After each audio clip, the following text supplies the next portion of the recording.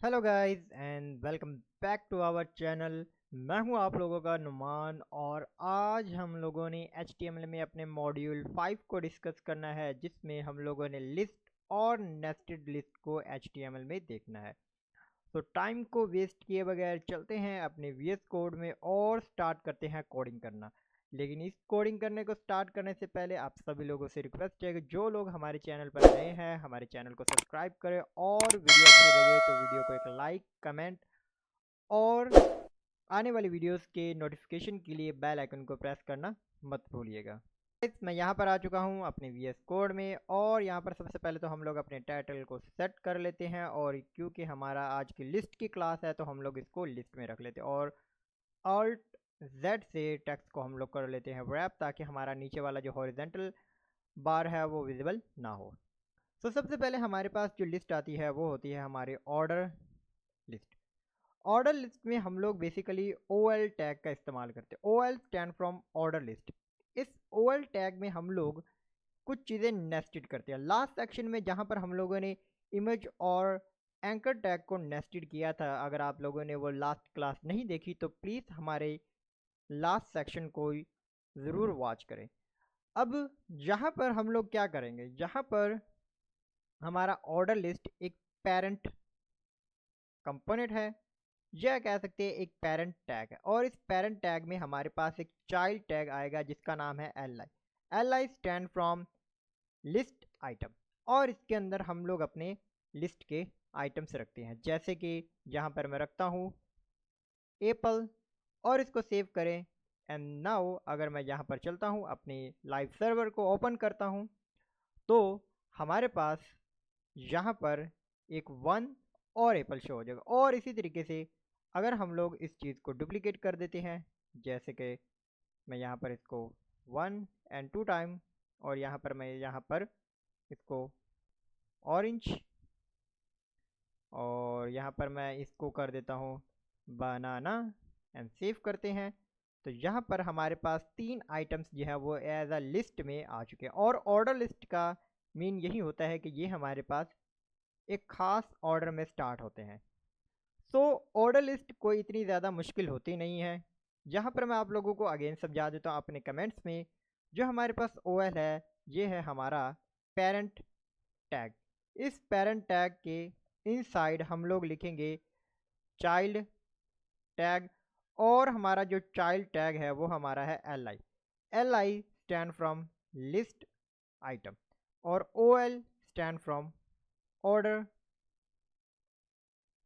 List. तो यहाँ तक आप लोगों को क्लियर अंडरस्टैंडिंग हो जाएगी कि ये हमारे क्या है। तो ये हमारा एक नेस्टेड हो रही है यहाँ पर एक तरीके से, लेकिन हमारी जो एक्चुअल नेस्टिंग लिस्ट है वो इसके बाद वाले टॉपिक्स में आएगी। अब इसके बाद हमारे पास जो लिस्ट में प्रॉपर्टीज़ होती हैं ऑर्डर लिस्ट की, वो हमारे पास है सबसे पहले तो टाइप। टाइप में आप यहाँ पर मेंशन कर सकते हैं कि आप नंबर चाहते हैं, कैपिटल ABC चाहते हैं, स्मॉल ABC चाहते हैं, रोमन कैरेक्टर कैपिटलाइज चाहते हैं, या रोमन कैरेक्टर जो है वो स्मॉल लेटर्स में चाहते हैं। तो यहाँ पर अगर मैं रोमन कैरेक्टर स्मॉल लेटर्स में सिलेक्ट करता हूँ तो ये हमारा कुछ इस तरीके से हम लोगों को विजिबल होना स्टार्ट हो जाएगा। और इसके अलावा इसकी एक और प्रॉपर्टी भी है जो है स्टार्ट, और आप स्टार्ट बता सकते हैं कि आप स्टार्ट कहाँ से करना चाहते हैं। तो मैं कहता हूँ कि मैंने IV से स्टार्ट करना है, जो कि हमारा 4th कैरेक्टर होता है। और यहाँ पर इसने इसको अंडरस्टैंड नहीं किया, आई थिंक नंबर को ही अंडरस्टैंड करेगा।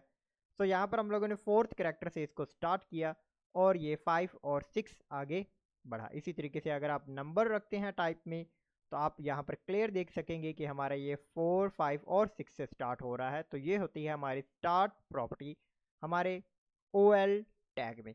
हमारे लिस्ट टैग में भी काफ़ी सारी प्रॉपर्टीज़ होती हैं जिनको हम लोग बारे बारे डिस्कस कर सकते हैं।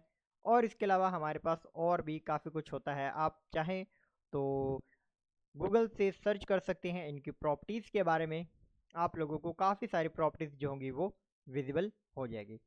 देन इसके बाद जो हमारा नेक्स्ट टॉपिक है वो है हमारा अनऑर्डर लिस्ट। अनऑर्डर लिस्ट में बेसिकली हम लोग UL टैग का इस्तेमाल करते हैं। इसका सिंटैक्स भी सेम है जैसे हम लोगों ने OL के अंदर नेस्टिंग की थी LI की, बिल्कुल सेम वैसे ही हम लोग UL के अंदर नेस्टेड कर देते हैं अपनी LI की। LI हमेशा हमारा पेरेंट के अंदर ही आएगा। तो यहाँ पर मैं कमेंट्स में लिख देता हूँ UL is a unordered list and also parent for the LI। और आप लोगों को LI का पता होगा कि LI हमारा क्या है, LI हमारा लिस्ट एलिमेंट होता है। तो जैसे ही मैं इसको सेव करता हूँ और हम लोग अपने VS कोड में जाएं तो आप लोग देखेंगे कि यहाँ पर हमारे ऊपर ऑर्डर लिस्ट और नीचे अनऑर्डर लिस्ट जो है वो आ चुकी है। अब ऑर्डर लिस्ट की तरह ही अनऑर्डर लिस्ट में भी हमारे पास प्रॉपर्टीज और टाइप ही आएगी। तो टाइप में हम लोग इसको लिख सकते हैं कि ये हमारी क्यूब हो सकती है। तो जैसे ही हम लोग यहाँ पर जाएंगे तो ये हमारे पास ये आ गया। अब नेस्टिंग क्या होती है? नेस्टिंग ये होती है, मान लीजिए कि आप लोगों के पास एक अनऑर्डर लिस्ट है, ठीक है, आप उस अनऑर्डर लिस्ट में ऑर्डर लिस्ट को जो है ऐड करना चाहते हो तो बड़ी इजी है। आप इस ऑर्डर लिस्ट को उठाएं और अगर आप यहाँ चाहते हैं तो यहाँ पर हम लोग एक LI बनाएंगे और इस LI के अंदर हम लोग अपनी ऑर्डर लिस्ट को रख देंगे। तो ये कुछ इस तरीके से हमारी नेस्टिंग हो जाएगी। वैसे तो इसके नेस्टिंग करने के और भी तरीके हैं, लेकिन ये सबसे अच्छा तरीका यही है कि हम लोग एक लिस्ट आइटम ही बनाए और लिस्ट आइटम के अंदर इसको रखें। जैसे ये कुछ इस तरीके से आ गया। और अगर आप लोग LI नहीं लगाते, यानी कि ये जो हम लोगों ने LI लगाया था, इस LI को हम लोग रिमूव कर दे, देन तब भी ये हमारी नेस्टिंग होकर साइड पर आ जाएगी। मतलब ये लिस्ट थोड़ी सी लेफ्ट साइड पर है और ये हल्की सी राइट साइड पर अपने आप जो है वो मूव हो चुकी है। अब ना हो, अब अगर मैं ये चाहता हूँ कि ये और ज़्यादा नेस्टिंग हो जाए, सबसे पहले तो मैं इसका जो स्टार्ट है वो टाइप 1 रखते हुए यहाँ पर रख देता हूँ। तो हम लोग क्या कर सकते हैं, इस ऑर्डर लिस्ट में अनऑर्डर लिस्ट डाल सकते हैं। जैसे कि यहाँ पर मैं आता हूँ, ये हमारे 3 LI और मैं इस ऑर्डर लिस्ट में एक और अनऑर्डर लिस्ट डालना चाहता हूँ। यहाँ पर मैं एक LI लिखूँगा और यहाँ पर मैं लिखूँगा होम, या आप कुछ भी लिख सकते हैं। तो यहाँ पर ये देखिए हमारा होम जो है वो आ चुका है। तो इसके बाद हमारे पास हमारे जो UL है, इसमें हम लोग टाइप जो है वो सर्कल डिफाइन कर देते हैं। तो यहाँ पर ये देखिए ये हमारी सर्कल में आना शुरू हो चुकी है। इसी तरीके से अगर हम लोग स्क्वायर डिफाइन कर देते हैं तो ये भी हमारा स्क्वायर में आना स्टार्ट हो जाएगा। ये जो टाइप थी ये मेरे माइंड में अभी आई है। और ये हम लोग इस तरीके से, जैसे हम लोगों ने OL में टाइप डिफाइन की थी, बिल्कुल सेम वैसे ही हमारे पास यहाँ पर भी टाइप ही होती है, लेकिन इसमें स्टार्ट नहीं होता, ठीक है। OL में स्टार्ट होता है लेकिन UL में आप लोगों का स्टार्ट नहीं होता।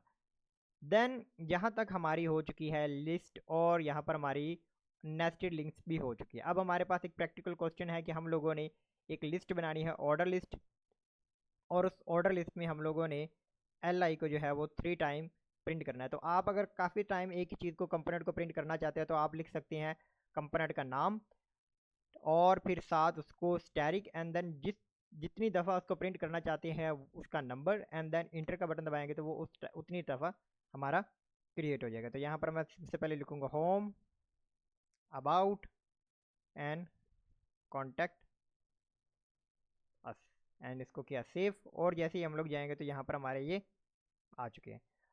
अब मैं यहाँ पर लिस्ट टाइप जो होती है हमारे पास, बेसिकली वो CSS में होगा, तो स्टाइल, और यहाँ पर मैं लिखूँगा लिस्ट स्टाइल। तो यहाँ पर अगर मैं नन कर दूँ तो देखेंगे आप लोग यहाँ पर हमारा कुछ भी जो है वो नंबर शंबर शो होना बंद हो गई। लेकिन ये हमारा स्टाइलिंग है और ये हम लोग CSS में करते हैं। अभी के लिए तो नहीं करेंगे, जब हम लोग CSS का एक मॉड्यूल रखेंगे जिसमें हम लोग CSS की टाइप्स को डिटेल से स्टडी कर रहे होंगे तो उसमें हम लोग देखेंगे। तो यहाँ पर हमारे पास एक LI आ चुका है, ठीक है। अब मैं ये चाहता हूँ कि इन LI में हमारे पास सब मेन्यू आ जाए, मतलब ये एक मेन्यू बन चुका है, ठीक है, आपका ये मेन्यू बन चुका है। अब मैं ये चाहता हूँ कि हमारा जो अबाउट का जो मेन्यू है इसमें हमारे पास और भी जो है वो सब आ जाए, तो मतलब सब मेन्यू आ जाए। तो मैं अबाउट का जो LI है, इस LI के अंदर हम लोग एक ऑर्डर लिस्ट और डाल देंगे और इस ऑर्डर लिस्ट में हम लोग डालेंगे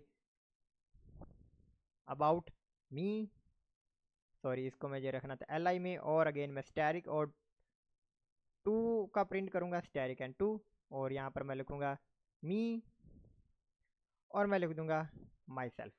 वैसे तो आप अबाउट में जब हम लोग जा रहे होते हैं तो किसी प्रोफेशनल वेबसाइट पर हम लोग जो सब मेन्यू क्रिएट कर रहे होते हैं तो उसमें ये होता है कि हमारे पास अबाउट, देन हमारे about my services, about my credentials, about my payment, ऐसे करके वहाँ पर सब पेजेस बना रहे होते हैं। तो यहाँ पर आप लोग देखेंगे कि ये हमारा अबाउट और अबाउट में हमारे पास एक नेस्टेड लिस्ट जो थी वो आ चुकी है। अब इस लिस्ट के बाद हमारे पास एक और लिस्ट भी होती है जिसको हम लोग डिस्क्रिप्शन लिस्ट बोलते हैं, और इसको पैराग्राफ लिस्ट भी बोलते हैं। इसका जो टैग होता है वो हमारे पास डी होता है, और डी के अंदर हमारे पास डी आ जाता है। ठीक है, इस डी के अंदर हम लोग क्या करते हैं, अपना डेटा लिखते हैं। जैसे मैं यहाँ पर लिखूँ लॉरम और इंटर करते हैं तो ये कुछ इस तरीके से हमारा आ जाएगा। बिल्कुल सेम इसी तरीके से हम लोग इस पूरे सिंटैक्स को एक जगह पर रैप कर देते हैं, जो कि हमारा है डी एल है हमारी डिस्क्रिप्शन लिस्ट, और इसके अंदर रहते हुए हम लोग अपना डी यानी डिस्क्रिप्शन डेटा, और डी यानी हमारे डिस्क्रिप्शन का टाइटल आ जाएगा।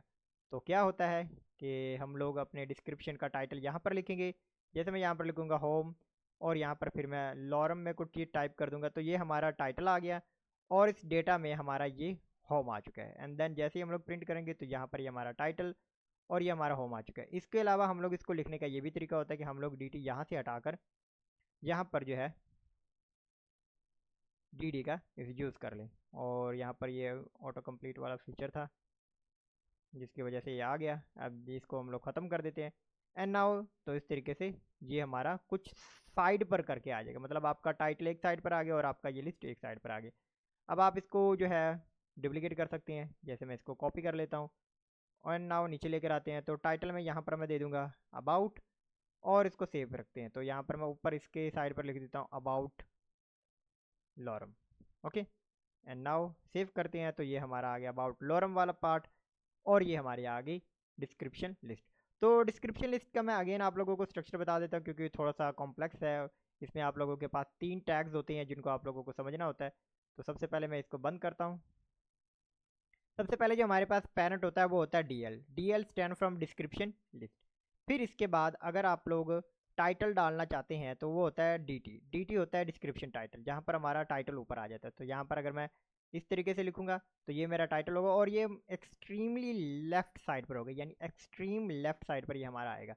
इसके बाद जो हम लोग इसके अंदर ही दूसरा डाल सकते हैं वो है हमारा डी हमारे पास होता है डिस्क्रिप्शन का डेटा, यानी कि हमारे डिस्क्रिप्शन लिस्ट के लिए जो LI है यानी लिस्ट आइटम है वो हमारा डी। अब इसके अंदर रहते हुए आप एक डिस्क्रिप्शन लिखते हैं, एक पैराग्राफ डालते हैं जो कुछ इस तरीके से होता है, और ये हमारे टाइटल से थोड़ा सा साइड करके आता है, यानी इसमें टाइटल के बाद स्पेस आती है। मतलब जहाँ तक टाइटल कवर कर रहा होगा, ठीक है, जहाँ तक आपका टाइटल स्पेस कवर कर रहा होगा वहाँ तक ये रहेगा, उसके बाद ही ये कट करके साइड पर आ जाएगा। ये एक लिस्टिंग फॉर्मेट होता है।